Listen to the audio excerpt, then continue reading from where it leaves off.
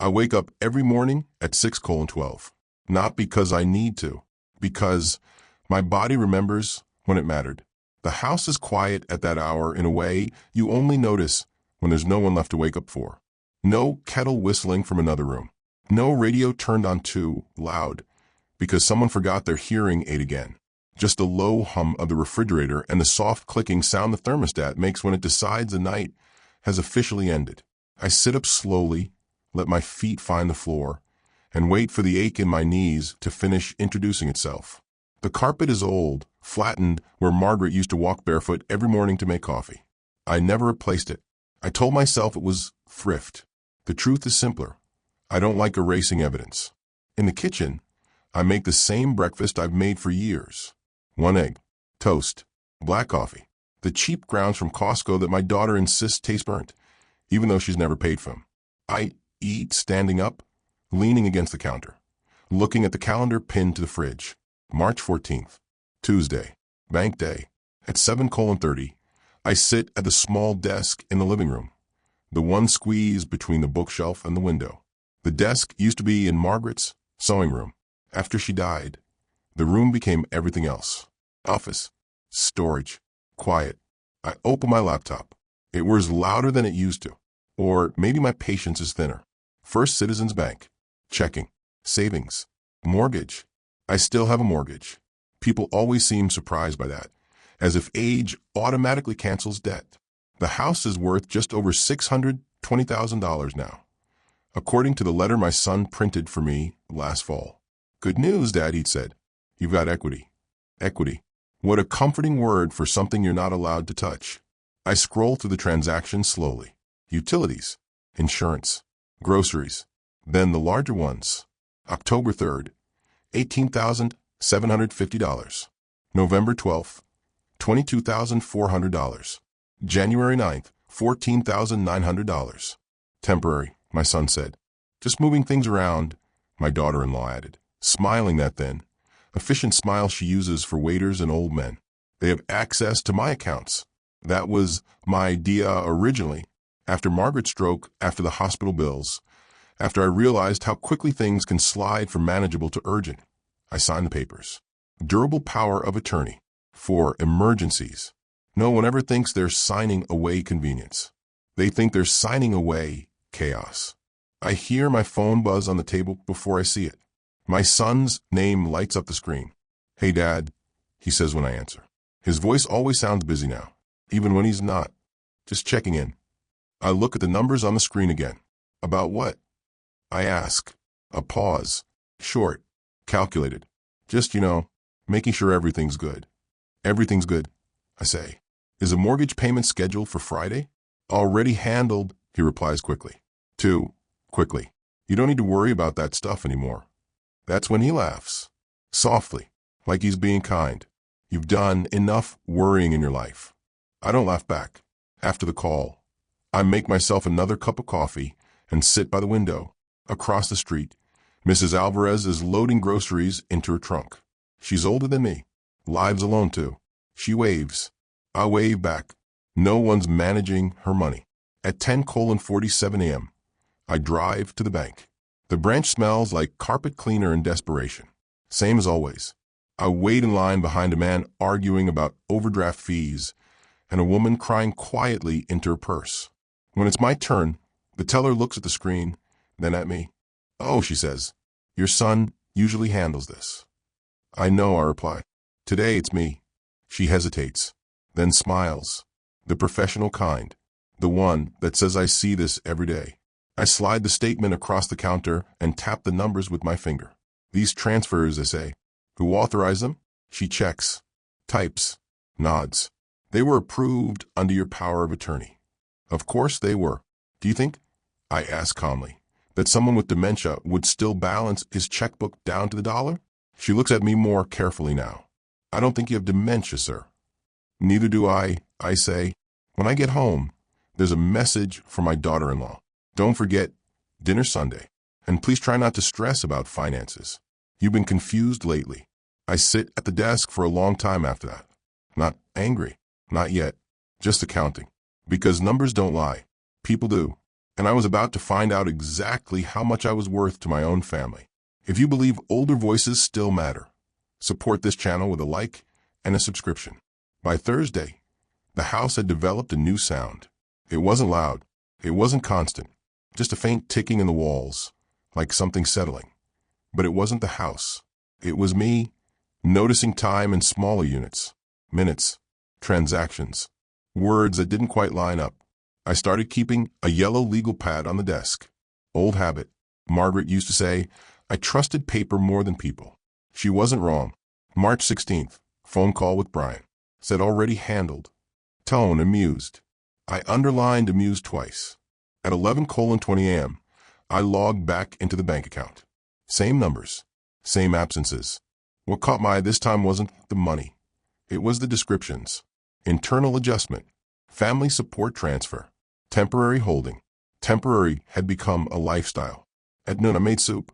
Canned chicken noodle poured into the blue pot Margaret bought at Target 15 years ago because it felt sturdy. I ate it slowly, spoon clinking against the sides, reading the statements again. When Brian first suggested consolidating my finances, it sounded sensible. You shouldn't have to deal with this stuff anymore, Dad. That tone again, gentle, paternal, as if the roles had been quietly reassigned without a meeting. You worked 40 years, he'd said. Let us help. Us meaning him and Karen. Karen especially liked that word. She was the one who noticed the bills first, or claimed to. The electricity was oddly high, the insurance confusing. She printed charts, color-coded them, spoke slowly, loudly, as if clarity came from volume. See, she'd said, pointing with her manicured nail. This is why we worry. Worry is a very flexible emotion. You can bend it into almost anything if you're careful. On Friday, Karen stopped by unannounced. She always did that. Said it was because she was in the neighborhood, even though they lived 27 minutes away without traffic. She brought muffins from a bakery I couldn't pronounce and set them on the counter like evidence of goodwill. How are we today, she asked. We, I said. She laughed. Again softly. Again like she was indulging me. She walked around the living room, straightening a picture frame that hadn't moved in years. Brian mentioned you were asking questions at the bank. I said. Her smile tightened. Just a fraction. Well, she said carefully, we don't want them getting the wrong idea. What idea would that be? That you're confused. There it was. Dropped gently, like a glass set too close to the edge of the table. I'm not confused, I said. Karen waved her hand. No, of course not. But people can misunderstand, especially when emotions are involved. She sat across from me, crossing her legs. Her shoes probably cost more than my monthly groceries. Honestly, she continued, it might be best if you let Brian handle communication from now on. I looked at her for a long moment. Karen, I said, how much money have you moved out of my account since October? She didn't answer right away. Instead, she reached for one of the muffins, peeled back the paper slowly, deliberately. I don't think framing it that way is helpful. That was the moment, not the anger, not the fear, the clarity, because people who are helping don't avoid numbers. Give me a figure, I said. She sighed. You're fixating. Numbers are what I do, I replied. Always have. She stood up, brushing crumbs from her skirt. I'll tell Brian you're upset, she said. He hates when you get like this. Get like this. After she left, I sat very still. My heart wasn't racing. My hands weren't shaking. I felt cataloged. That night, I pulled out the folder from the hall cabinet. The one labeled house, original in my handwriting. Inside were copies of every payment I'd made since 1998. Principal, interest, repairs, receipts for the roof, the furnace. The bathroom remodel Karen had called unnecessary. At 2:14 a.m., I found the document I'd forgotten about. A refinance agreement from 6 years earlier. Brian's signature was there, as a cosigner, for administrative ease. I laughed, out loud.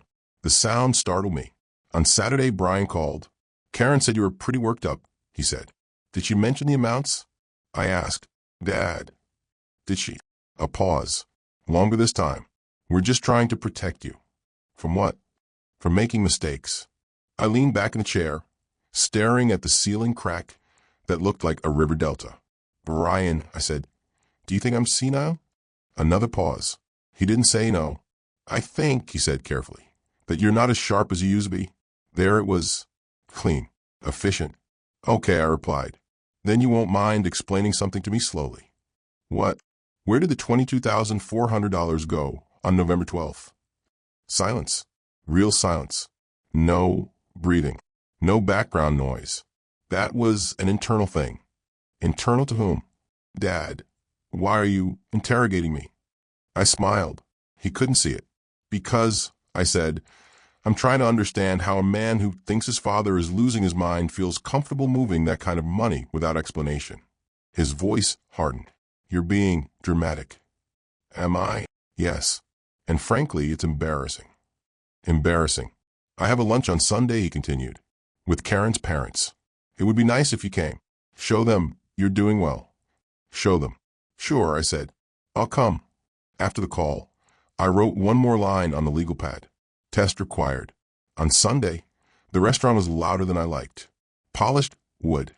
White tablecloths. Prices without dollar signs. Karen's parents arrived 10 minutes late and didn't apologize. Her father shook my hand loosely. So he said, smiling, Brian tells us you've been having some trouble. Brian shifted in his seat. Just minor confusion, Karen added. Nothing serious. I folded my napkin carefully. I've decided to simplify things, I said. They all leaned in, like animals sensing food. I'm going to wire some money this week, I continued. Take a bit off my plate. Brian blinked. How much? 50,000. Karen's fork froze halfway to her mouth. That's generous, her father said. Temporary, I replied. Karen smiled wide now. Real this time. See, she said to Brian. He understands. I nodded, sipping my water. Yes, I did. And I was about to find out who really thought who was crazy. On Monday morning, I put on my good jacket. Not the funeral one. Not the old denim I wear for groceries. The navy blazer Margaret bought me 10 years ago after saying, You look a man people might listen to in this. She was right. People listen to fabric. They always have. The bank opened at 9:00 a.m. I arrived at 8:42 and sat in the car, engine off, watching the automatic doors breathe in and out as employees arrived. One woman balanced a coffee and a purse. A man in a gray suit adjusted his tie in the reflection of the glass. At 8:58, I went in. The lobby smelled the same as Thursday. Carpet cleaner, old paper, something faintly metallic. Money has a smell if you're quiet enough. I asked for a private desk, not the counter. The young teller nodded and gestured toward a glass-walled office. A man followed us, mid-40s, thinning hair, name tag that read Daniel H., senior account manager. Mr. Collins, he said, shaking my hand firmly. Too firmly. What can we help you with today? I want to send a wire, I said. He smiled. Of course. International or domestic? Domestic. How much? I let the silence sit for half a second longer than necessary. $50,000. Daniel blinked. Just once. Professional surprise. He recovered quickly. And the recipient? I slid the paper across the desk. Account number. Routing number. Brian's joint account. The one Karen called organizational. Daniel studied it, then looked up at me. You're aware, he said carefully, that your son already has transaction authority on your accounts. I'm aware, I replied. This one is for me. He nodded slowly. May I ask the purpose of the transfer? Family support, I said. He typed it in without comment. While he prepared the paperwork, I watched the lobby through the glass. A woman arguing softly with a teller. A man counting out 20s with trembling hands. Somewhere a printer jammed. This is a large amount, Daniel said. Our policy requires verbal confirmation. That's fine. He turned the screen toward me. Please review. I read every line. Date, time, amount, recipient. No rush. No confusion. At the bottom, the signature line waited. Take your time, Daniel said. I picked up the pen. It felt heavier than I expected. For a moment, Margaret's voice drifted in uninvited. If you ever have to test someone, you already know the answer. I signed anyway. The printer word. Daniel tore off the receipt and handed it to me. Funds will be available within 2 hours, he said. Would you like a confirmation call? No, I said. I'd like to see who calls me. He didn't smile. I left the bank at 9:21 a.m. At 9:47, I made myself toast, burned it slightly, ate it anyway. At 10:02, the phone rang. Karen. I let it go to voicemail. At 10:04, it rang again. Brian this time. I answered on the fourth ring. Dad, he said. His voice was different now. Brighter. Tighter. Hey, did you just... Yes, I said. A breath. Sharp. You wired $50,000. I did. To our account. I did. Another pause. Shorter. More controlled. Why? Because you said I was confused, I replied. I wanted to see if I could still follow instructions. He laughed. Nervously. Dad, look, that's a lot of money. You should have talked to us first. I thought you were already handling things. Silence. Karen's voice cut in, sharp and close to the receiver. Put him on speaker. A click. Mr. Collins, she said. Not Dad. Not anything warm. We're concerned. About what? That you're making impulsive decisions. I transferred money to my own family, I said. Isn't that what you've been doing? That's different, she snapped. How? You don't understand the bigger picture. I smiled. Explain it to me slowly. Brian cleared his throat. We were going to invest it. Where? Another pause. In a business opportunity. What business? Karen exhaled loudly. This interrogation is exactly what we're talking about. This paranoia.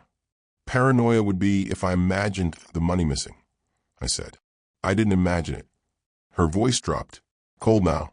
You're being very difficult. No, I said. I'm being very clear. At 10:19 a.m., Karen hung up on me. At 10:23, she called back. This isn't funny, she said. I agree. You could have lost that money. I could still lose it, I said. That's the point. Brian spoke quietly now. Dad, let's not do this over the phone. Why not? Because you're upsetting Karen. I looked around the living room. The lamp Margaret loved. The bookshelf with the sagging third shelf.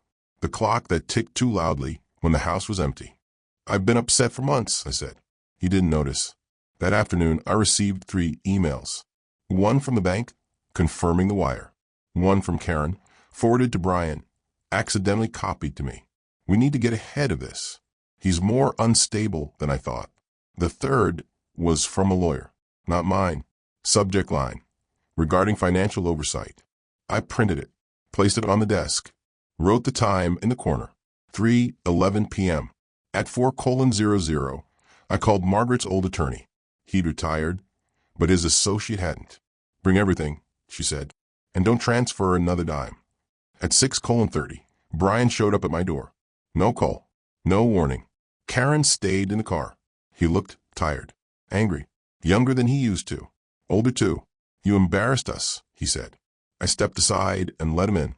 Sit, I said. He didn't. That money was earmarked. For what? For our future. I laughed. It slipped out before I could stop it. My future, I corrected. He finally sat down. Dad, he said softer now, we're trying to protect you. I handed him the printed email. From what? I asked. He read it. His face changed. That was just Karen was venting. I've been venting in silence, I said. It builds up. He looked around the room. You don't even need this house anymore. That was the sentence. The one you don't take back. I stood. Get out, I said. He hesitated. Now, I added. At 6:47 p.m., the door closed behind him. At 6:48, my phone buzzed with a notification. Deposit received, $50,000. They hadn't waited 2 hours. Neither had I, because the test was over, and everyone had passed exactly the way I expected. The night after Brian came to my door, I didn't sleep. Not because I was afraid, because my mind was finally busy with something honest. At 1:13 a.m., I was sitting at the kitchen table with a legal pad. The overhead light buzzing faintly, the way it always had since the ballast started going bad. Margaret used to nag me about fixing it. You'll wait until it dies completely, she'd say. She was right. I always do. I wrote 3 columns. What I gave, what they took, what I still control. The second column was the longest. College tuition, $84,000 over 4 years. Down payment loan, $65,000. Mortgage temporary help, $22,400. Utilities adjustment, $14,900. Miscellaneous transfers, $18,750. I stopped adding when the total crossed $205,000. The number didn't make my chest tighten. It made me cold. At 7:06 a.m. my phone rang. Karen again. I let it ring. At 7:08, a text. We need to talk. This is serious. At 7:11, you are putting yourself at risk. At 7:14, Brian is devastated. Devastated. Interesting choice of word for a man who had just received $50,000. I've made coffee. Strong. Bitter. No sugar. I drank it slowly, standing at the sink, watching a squirrel climb the maple tree in the yard. Life going on. Oblivious. At 8:22, the phone rang again. Unknown number. I answered. Mr. Collins, a man said. Calm. Polished. This is Richard Hale, representing your son and daughter-in-law. I smiled despite myself. Lawyers always sound like they're already standing on the other side of the table. What can I do for you, Richard? I asked. We're calling to discuss concerns regarding your recent financial behavior. Which behavior would that be? The wire transfer. The one I initiated for my account. Yes. Silence stretched. I could hear him breathing. Your family's worried, he said. They feel you may be acting under stress. I buried my wife 4 years ago, I replied. If stress were enough to disqualify me, you'd be late to the party. He cleared his throat. There's also the matter of the power of attorney. What about it? It may be time to reconsider its scope. I leaned back in the chair. You mean revoke it? That would be one option. And the other? A pause. Increased oversight. There it was. You should know, he continued, that if this escalates, it could involve a capacity evaluation. I laughed then. Not loud. Just a short, sharp sound. Let me save you some time, Richard, I said. I have an appointment with my own attorney at 10. Another pause. Longer. I see. You might also want to advise your clients, I added, to return any funds they can't explain. That won't be necessary, he said quickly. Oh, I replied. It will. The line went dead. At 9:40 a.m., I drove to the law office. It was in a brick building with bad parking and excellent soundproofing. My attorney, Ms. Elaine Porter, was younger than Brian by at least a decade. Sharp eyes. No patience for nonsense. She didn't interrupt while I talked. I laid out the documents, the statements, the emails, the power of attorney. She stacked them neatly. Do you know why they called you senile? She asked. Because it works, I said. She nodded. Because it scares people into compliance. What do we do? She tapped the power of attorney. We pull this. Immediately. And the money? Her mouth tightened. That's trickier, but not impossible. At 11:17 a.m., she drafted the revocation. At 11:42, I signed it. At 12:03 p.m., the bank confirmed receipt. At 12:08, my phone exploded. Brian, Karen, unknown numbers. I turned it face down. At 12:15, Elaine looked at me over her glasses. There's something else, she said. The refinance agreement. They overstepped. How badly? She smiled. Just a little. Badly enough. At 1:30 p.m., Brian showed up again. This time, Karen came with him. She didn't sit. She paced. You did this on purpose, she said. You set us up. I tested you, I replied. You failed. Brian's face was red. You humiliated us. You threatened me, I said. With lawyers, doctors. That was precautionary, Karen snapped. No, I said calmly. That was greedy. She laughed. Sharp. Ugly. You don't even need the money, she said. Look at this place. You're just sitting here, waiting to die. The room went very quiet. Brian looked at her. Too late. I stood. This house, I said, is the only place your mother ever slept without pain. Karen rolled her eyes. And that money, I continued, was the last thing she trusted me to protect. Brian opened his mouth. I raised a hand. Sit, I said. He did. I slid the revocation across the table. You no longer have authority over anything, I said. Accounts, property, decisions. Karen stared at the paper. You can't do this. I already have. Brian looked at me like a stranger. What about the $50,000? He asked quietly. I'm glad you asked. I picked up the receipt from the desk. That was a gift, I said, to see what you do. Karen scoffed. And now, I said, it's evidence. She stopped pacing. Brian swallowed. You're going to sue us? I'm going to account, I replied. Karen leaned forward, voice low. You'll die alone. I met her eyes. I already learned how, I said. You're just teaching me who not to mourn. They left without another word. At 4:52 p.m., Elaine called. They're panicking, she said. Good.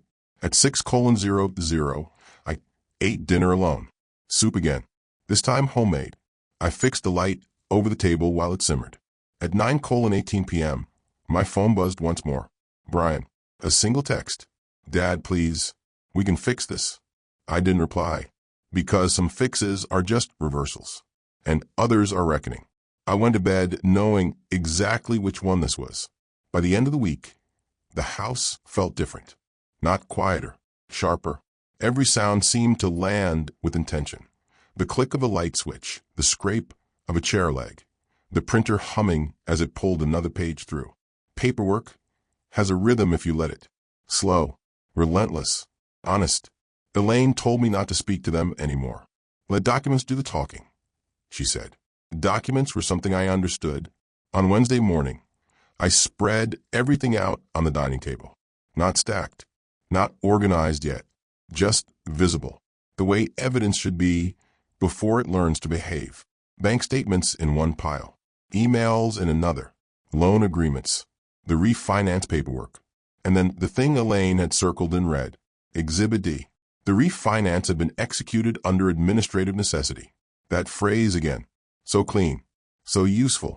Brian had signed as co-signer. Acceptable. Karen had signed as financial facilitator. Not acceptable. She had no standing. Elaine said, none. That signature alone opens a door they didn't know existed. I thought of Karen's handwriting. Tight, precise, confident. A woman who never doubted her right to step forward. At 10:06 a.m., Elaine filed the first notice. At 10:19, the bank acknowledged receipt. At 10:47, Brian's lawyer requested a meeting. Elaine declined. At noon, I ate a sandwich standing up. Ham mustard, white bread. Same as I'd eaten for lunch for 20 years. Routine is a form of self-defense. At 1:30, a courier arrived. He asked for my signature. I took my time. The envelope was thick, legal thick. Inside were copies of filings I already knew were coming. Petition for financial review. Motion for temporary oversight. They were trying to regain control by sounding concerned. Classic. Elaine said when I brought it to her. They escalate when they're cornered. What do we do? She tapped the table twice with her pen. We respond with clarity. At 3:12 p.m., we did. A formal demand for accounting. A deadline. 7 business days. Itemized explanations required for every transfer over $5,000. Interest calculations. Receipts. Justifications. Paper has memory. Better than people. That evening, I found myself in the garage. I hadn't been in there much since Margaret died. Too many unfinished things. Half-hung shelves. A radio I'd promised to fix. Her old gardening tools leaning where she left them. I opened the metal cabinet and found the lockbox. Inside were documents I hadn't thought about in years. Bonds. Old savings certificates. And at the bottom, an envelope marked if something feels wrong. Margaret's handwriting. Inside was a letter she'd written after her second stroke, when words came slowly but purposefully.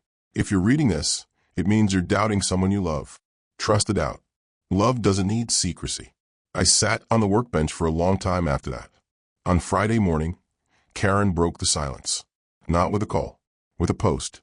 A photograph of Brian and their kids at the park. Smiling. Captioned, family means protecting each other, even when it's hard. The comments filled quickly. Prayers. You're doing the right thing. Elders can be so stubborn. Elaine saw too. She's building a narrative, she said. That's fine. Courts don't run on captions. At 2:45 p.m., the first accounting response came in. It was thin. Vague descriptions. Rounded numbers. Reimbursement. Advance. Elaine didn't even finish reading before she shook her head. They think you'll blink. I didn't. At 5:00 p.m., I received a call from the bank manager. Not Daniel. Someone higher. Mr. Collins, she said, we're conducting an internal review. Of what? Of certain transactions initiated under your previous power of attorney. I looked at the clock. Good, I said. You'll find them educational. The following Tuesday, Brian came alone. No, Karen. That told me everything. He stood in the doorway like a boy who'd broken something valuable and hoped proximity might fix it. I didn't know it would go this far, he said. That's because you never asked how far you'd already gone, I replied. He sat, slowly. She was just trying to help. I slid the accounting demand across the table. Then she can explain, I said. He rubbed his face with both hands. She thought if we moved the money early, it would be easier later. Later for whom? He didn't answer. Brian, I said, do you remember the night your mother and I sat you down and explained interest? He nodded faintly. She said, money grows when you leave it alone, I continued, and resentment grows when you don't. He swallowed. She trusted you, he said. So did I replied. At 9:00 a.m. the next morning, Elaine called. They've asked to settle. That was fast. They found the problem. What problem? Elaine smiled into the phone. I could hear it. The missing receipts. Karen had used personal accounts as pass-throughs. Short-term. Sloppy. Confident no one would look. Someone looked. At noon, the settlement offer arrived. Full return of the $50,000, plus $27,300 in improperly transferred funds. Legal fees covered. No admission of wrongdoing. I considered it. Not long. Counter? I said. Elaine didn't ask how much. She knew. Full restitution. Interest. Formal apology. Revocation acknowledged in writing. No further contact outside counsel. At 4:18 p.m., they accepted. Karen didn't sign. Brian did. At 6:30, I sat in the living room with the radio on low. An old jazz station Margaret loved. The trumpet sounded tired but determined. The house felt settled again. Not healed. Balanced. At 7:02 p.m., my phone buzzed. A single message. From Karen. You won. I hope it was worth it. I typed my response carefully. It wasn't about winning. It was about remembering what belongs to whom. Then I turned the phone off. Because the account was closed. And so was the lesson. The money came back on a Thursday. Not all at once. 3 separate deposits. Clean. Precise. Like they wanted the numbers to look orderly. As if order could substitute for forgiveness. $50,000. Wire reversal. $27,300. Restitution. $3,842.17. Interest adjustment. I watched the screen refresh. The figures settle into place like furniture returned to a familiar room. Nothing celebratory about it. Just correct. At 9:18 a.m., Elaine called to confirm. It's done, she said. Legally and otherwise. Thank you, I replied. You okay, she asked. I looked around the living room. The light was coming in just right, hitting the worn arm of Margaret's chair. Dust floating lazily in the air. I'm balanced, I said. She laughed softly. That's better than okay. After the call, I did something I hadn't done in months. I went for a walk. Not far. Just around the block. The air still carried a trace of winter, but the sun had weight to it now. People nodded. Dogs barked. Life didn't pause for anyone's reckoning, which I found comforting. When I came back, there was an envelope on the porch. No return address. Inside was a single sheet of paper. Brian's handwriting. Mess. Slanted. Familiar. Dad, I don't know how to fix this. I don't even know where to start. I let it go too far. I should have stopped it. I should have stopped her. I didn't. I'm sorry. That was all. No excuses. No requests. I folded it carefully and put it in the drawer with Margaret's letter. Not because it erased anything. Because it belonged to the record. At noon, I drove to the bank again. Daniel recognized me immediately. Good afternoon, Mr. Collins, he said, standing this time. I'd like to make some changes, I said. We went back to the glass office. I closed the joint account, opened a new one, set up a trust, defined beneficiaries with precision. Would you like to name a successor agent? Daniel asked. Yes, I said. Myself. He smiled, uncertain if that was a joke. It wasn't. At 2:30, I stopped by the hardware store, bought a new light fixture, new bulbs, a better ladder. That evening, I fixed the buzzing light over the kitchen table. It took longer than it should have. My hands aren't what they were. But when it clicked on, steady, quiet, I felt something settle in my chest. Margaret hated that buzzing. I made dinner properly that night. Roast chicken, potatoes, carrots, too much for one person. But I liked the smell filling the house. I ate slowly at the table, radio playing low, jazz again, same station. At 7:46 p.m., my phone rang. Brian. I let it ring twice before answering. Hi, he said. Hi, I replied. I just wanted to hear your voice, he said. That's all. I waited. I'm not asking for anything, he added quickly. I swear. I know, I said. Silence stretched. Not hostile, just unfamiliar. I don't know who she is anymore, he said finally. You married her, I replied gently. You don't need to defend that to me. She's angry, he said. She thinks you humiliated her. I didn't, I said. She did. He exhaled. I miss Mom, he said. So do I. Another pause. Can we start over? He asked. I looked at the clock. 7:53 p.m. Not tonight, I said, but maybe someday. I'll take that, he said quietly. After the call, I sat in the dark for a while. Not sad, not triumphant, just present. A week later, I met with a realtor. Not to sell, to understand. We walked through the house, slowly. She commented on the layout, the value, the market. I nodded. At the end, she asked, Are you planning a move? No, I said. I'm planning to stay. She smiled. That's good. This place suits someone who knows it. That night, I took Margaret's photo down from the mantel and cleaned the glass. Put it back in the same spot. You were right, I told her quietly. About love. About secrecy. The house didn't answer. It didn't need to. On Sunday morning, I received one last message from Karen. Not angry this time. I hope you're happy. I read twice, then deleted it. Happiness had nothing to do with it. This was about dignity, about clarity, about not confusing silence with consent. At 10:00 a.m., I sat at the desk, opened the legal pad, and wrote the final entry. Account balanced. Lesson recorded. No further transfers required. I closed the pad. Outside, the squirrel was back in the maple tree. Same one, same branch. Persistent little thing. I poured myself a cup of coffee. Black, bitter, exactly how I liked it. They laughed and called me senile. So I sent a $50,000 wire. And in return, I got something far more valuable back. My name,